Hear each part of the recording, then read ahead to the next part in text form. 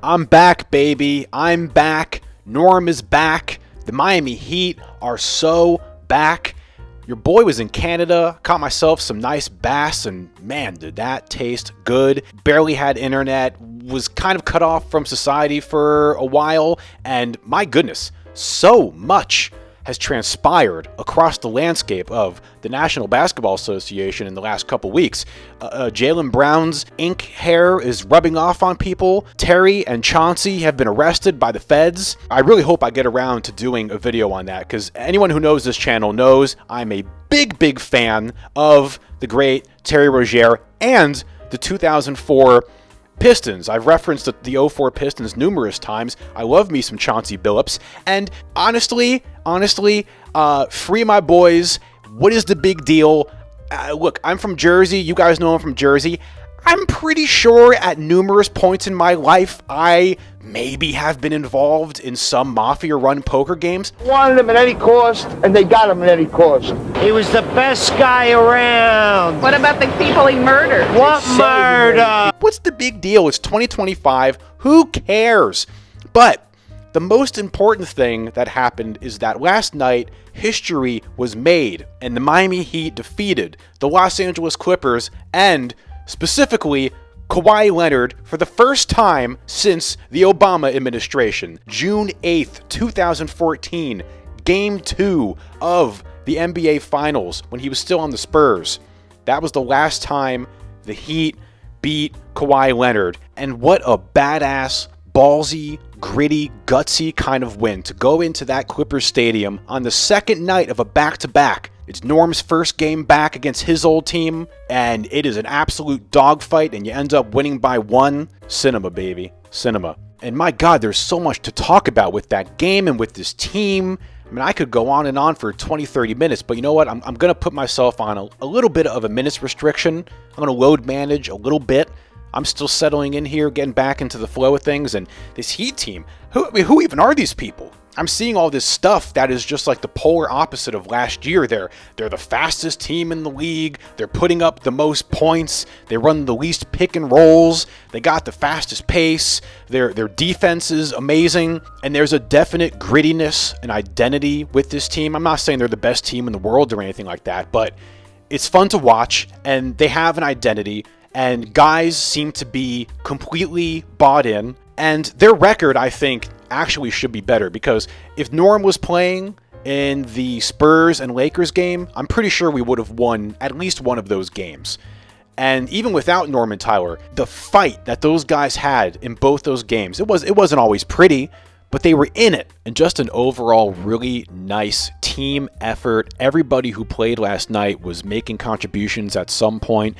And I think the depth was really on display last night. No one played more than 34 minutes. Davion played 34, Wiggs 32, Bam only played 30, Norm 28. They went 10 deep, and the least amount of minutes were Drew Smith with 14 minutes. So yeah, a lot of nice depth on display from the Miami Heat. And I know it was the second night of a back-to-back, but you look at the Clippers, both Kawhi and Harden played damn near 40 minutes, and they have another game tonight against the Thunder. And then the other big change, of course, was Pelle Larsson starting in place of Kel'el Ware. And Pelle's game is an example of how just looking at box scores can kind of be misleading. Like if you didn't watch that game at all and you just looked at the box score and you would go, oh, Pelle Larsson, okay, 7 points, 3 assists. He didn't do much. Now, anyone who watched that game, and there's a reason he led the team in the box plus minus thing. He was a plus 11 in 24 minutes. Anyone who watched that game last night knows that Pelle Larsson was the unsung hero of that game, because that dude played like an absolute dog. I don't know how to say dog in Swedish. I'll look it up for you guys. But that guy played like an absolute dog, especially in that third quarter. One of the most impressive things about Pelle last night was that he only had one personal foul. Now, most of us know that Pelle oftentimes gets into foul trouble. He gets a little handsy, and he's out there guarding Harden, guarding Leonard, being very, very physical, and he only had one personal foul. So that's really, really positive. And that energy that Pell was bringing in that third quarter, it's so infectious because when you have a teammate that plays like that, it just spreads to the rest of the team. And let me see here. They forced the Clippers into 9 turnovers, at least 9 turnovers. And off those 9 turnovers, they won 15-0 off of points off turnovers. Another thing I want to talk about too real quick is Jovic and Ware in this second unit. I think they were going with a zone, which Kawhi seemed to be more comfortable in. Kawhi also had those really nice back-to-back three-pointers from the same exact spot. That was really nice. Dare I say that was like his best game of the season so far. And Jovic, I know he's been struggling, but I did see some nice chemistry between Jovic and Ware in that second unit.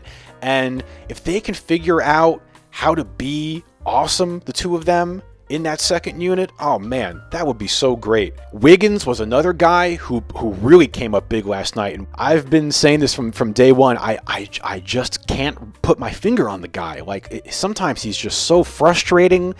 And then the next possession, he'll do something amazing. But say what you want about Wiggins, he played some great defense down the stretch and hit some big shots. I think he hit 2 big three-pointers down the stretch. Bam, amazing game, probably his best game of the season. He had 25 and 10. I liked that he was 10 for 18 from the field and only 2 for 4 from 3. I forget what it was against maybe the Spurs. He took 12, 13 three-point attempts. That's a little bit too much for me. But in that 4 to 6 range, that's cool. That's fine. Some of the defense that Bam plays, I mean, he's shutting down Zubac, and then he's out here shutting down James Harden. I mean, what other center in the league is able to be out on the perimeter playing lockdown defense on James Harden? I mean, the guy is so unbelievably unique. Without a doubt, one of the best defenders in the game, for sure. And Norm, awesome game, super solid, super efficient. Another one who had some really nice defense down the stretch when things mattered most. 21 points, 6 for 10 from the field, 2 for 3 from 3. Awesome. I love Norm. I love just having a tough, jacked 6'4" dude that can just go downhill and make stuff happen, man. Oh my God. He's so fun to watch, and he's such a pro, such a vet. And Jaime Hawkins, I know he was kind of quiet in the game last night, but people are already talking about 6th man of the year, most improved player, and I am so happy that Jaime is back and playing with confidence and just attacking. He was probably exhausted from that Lakers game, had a monster game against the Lakers, so he might have been a little tired for that Clippers game. But overall this season, we have a completely new and improved Jaime. So I just want to talk about the end of that game real quick. Like I said, I'm putting myself a little bit on a minutes restriction here. I'm not going to go too in depth, but man, how about that one Kawhi shot? Woo! When you talk about flashbacks to the 2019, whatever that was, Game 7 Eastern Conference Finals, I mean, that was like the same exact shot. What a shot. I mean, anyone who's ever played basketball can relate to how insanely difficult of a shot that is. Unreal. The guy's incredible. And then James Harden, he's another one. I know he had 7 turnovers, but some of the shots that guy hits, he had a real deep 3, but Bam, man. Bam came through in the end. He had that really nice jump shot and then played some unbelievable good lockdown defense. I think that's when he forced Harden into a turnover.